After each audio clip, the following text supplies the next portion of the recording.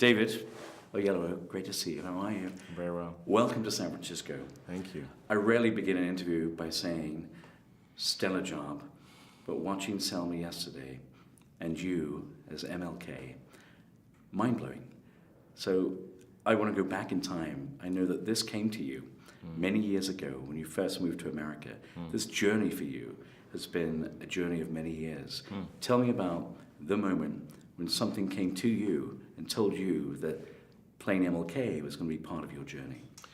I, as you say, had moved to this country in May of 2007. My wife and I had moved with our 2 kids at the time.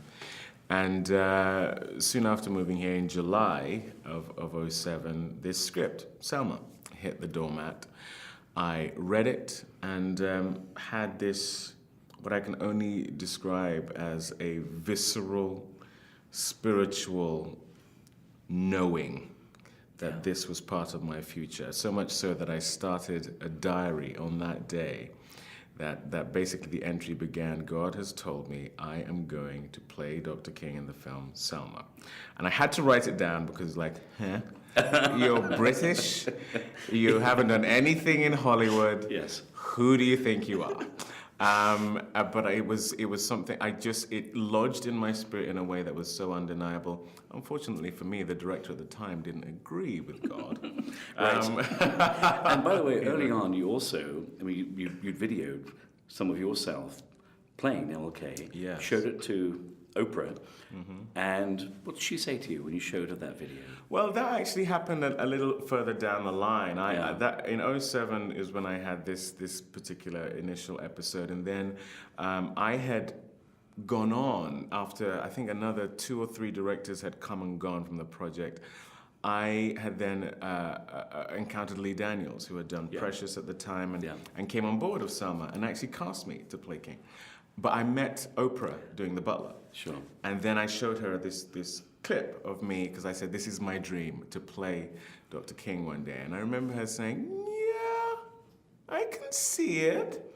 It's not there yet, but I can see it.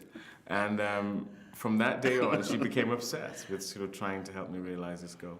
And so you have. I know that you shot much of this in Atlanta. Yes. And word is that you put on 30 pounds, a lot of gumbo, a lot of grits. Yeah.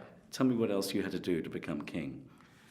Well, yeah, there was an outer work, in terms of physical assimilation of him. But, when you watch his speeches and juxtapose them with when he wasn't in the pulpit, when he wasn't at a podium, there is a difference. This man was taken over by something, I think, which is why his oratory is so celebrated. There's something transcendent about it. And I felt that thing was a unification of him as a man plus his driving force as his faith, his spiritual faith. And I sort of felt I had to find that as well.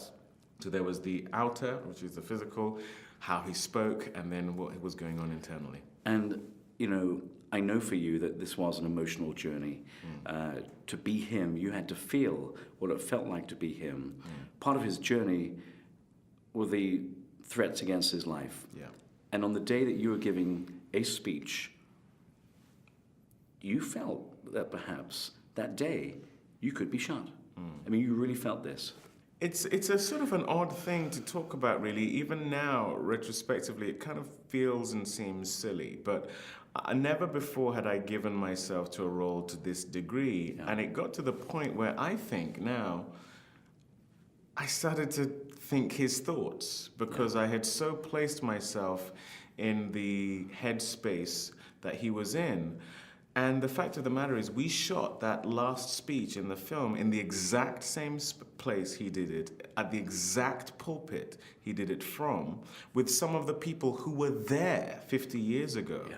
So this synergy of all of those things combined with placing myself, and we did that scene at the end of the shoot. So, I was very knee-deep in it by then. So yes, I had these thoughts that were very dark, and I can only attribute to having steeped myself so deeply in what he must have been feeling. Well, we're glad you're still here. Thank you, so am I. You're in fine fettle.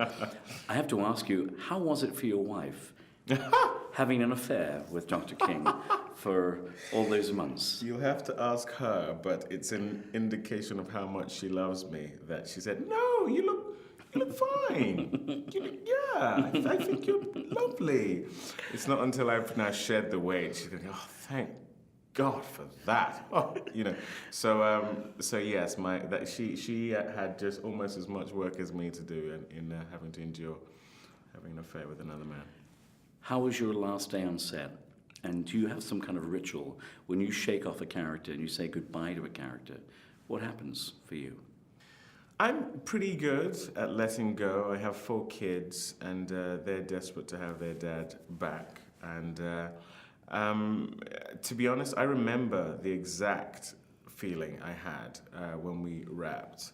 It was we were shooting the Nobel Prize scene where I received the prize, and when Ava called cut, and that's a wrap on David, I felt like I shed not only the 30 pounds, but probably 100 pounds of just anxiety, preparation, frustration, dreams, hopes. We had done it, Yeah. And not only had I had the opportunity to play King, but now a film about this great man where he is the protagonist now exists, which to me is kind of crazy it's taken this long, but I was so glad that we achieved that.